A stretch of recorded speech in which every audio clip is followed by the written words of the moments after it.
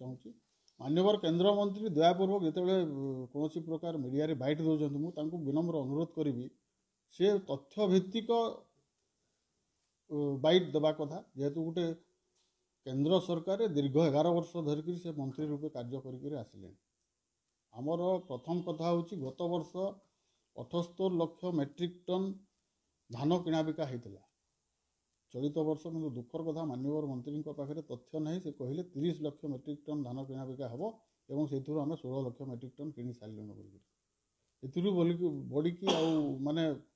भ्रमात्मक कथा से ओडावासी पाखे चाषी भाई पाखे जो रखुंट ये गोटे दुर्भाग्यपूर्ण घटना। द्वितीय कथा है जे धान किणा बिका प्रक्रिया को बैंक खाता एवं अन्यान्य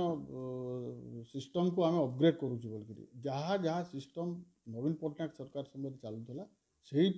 धान किणा बिका से पी पास जरिया होची बैंक अकाउंट जरिया होची एवं अकाउंट को पैसा आसवाटा दीर्घ 8 ରୁ 10 वर्ष है चाषी भाई अकाउंट को पैसा आसूँ धान किणा बिका सरला एवं सबुठु गुरुत्वपूर्ण कथा हूँ केन्द्र मंत्री गोटे मिछुआ मंत्री ये राज्यर समस्ते जानते विगत निर्वाचन अव्यवहित पूर्वर जो नवीन पट्टनायक घोषणा कले आम मैनिफेस्टो 100 यूनिट बिजली फ्री नवीन पट्टनायक सरकार हेल्ले दिहब बोलिक सागे सांगे गोटे विभिन्न निर्वाचन सभा कहले छाड़ हो नवीन कौन दब मोदी दब बोलिक 300 यूनिट कुआडे गला से 300 यूनिट माननीय केन्द्र मंत्री दयापूर्वक निजर कथा जहाँ पाखे जदि वीडियो नहीं मुझे पठेदेवी पाक वीडियो वीडियो देखूँ से कौन कही द्वितीय कथा है बरगढ़ विशेषकर जेहेतु बरगढ़ जिला गोटे धान किणा बिकार गोटे माने आम भातहांडी बोलिक कहूँ एवं धान किणा बिका आमर जिलार सब सर्वाधिक हुए आमर जिले में गत वर्ष 25/12/2023 पर्यंत 23 लाख क्विंटल रु ऊर्ध्व धान आम किणा बिका कर सारी किंतु चलित वर्ष केते 36 लाख कुआडे गला से 7 लाख कहीं कम है एवं जहाँ राइस डेलीवरी धान किणा बिका प्रक्रिया रे एफसीआई रो गोटे गुरुत्वपूर्ण भूमिका रहे एफसीआई जदि चाउल आम राज्य नब ना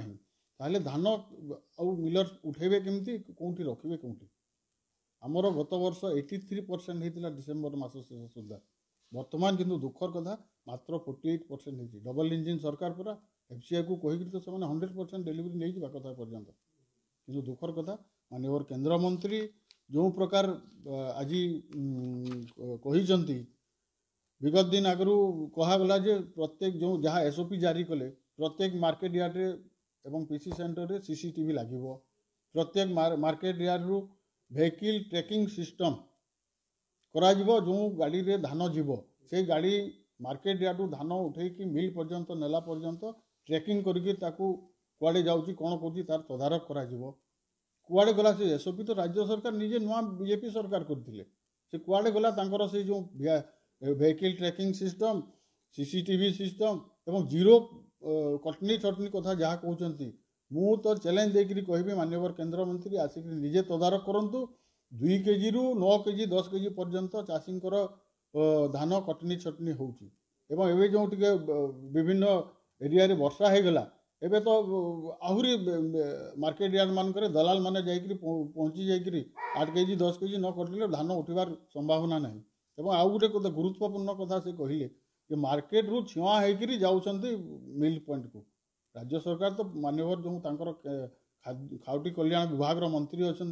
जो आलु मंत्री से तो निजे कहले जे कटनी छटनी जीरो कटनी छटनी हम कटनी छटनी हेल्ले कार्यानुष्ठान हम केते जनकर ऊपर कार्यानुष्ठान है आज सुधा दयापूर्वक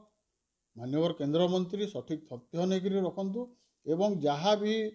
धान किणा बिका प्रक्रिया रे चाषी भाई मैंने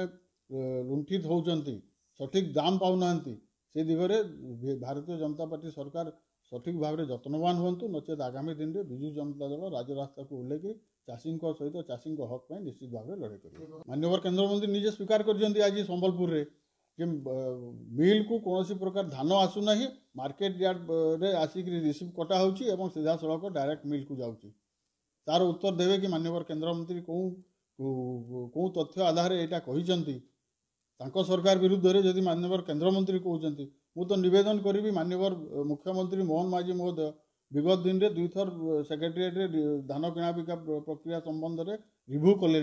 से रिव्यू रे